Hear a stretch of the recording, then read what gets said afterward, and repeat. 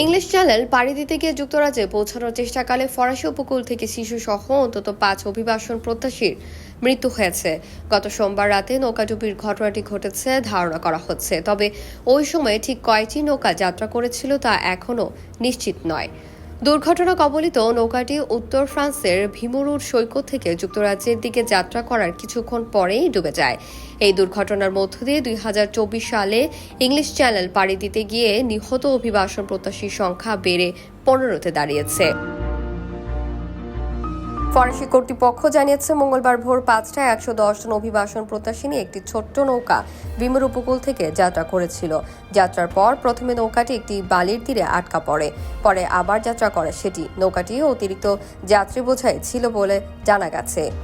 British স্বরাষ্ট্র মন্ত্রণালয়ের পরিসংখ্যান অনুসারে 2023 সালে 29,437 জন অভিবাসন প্রত্যাশী ছোট্ট নৌকায় চড়ে যুক্তরাজ্যে পৌঁছেছেন।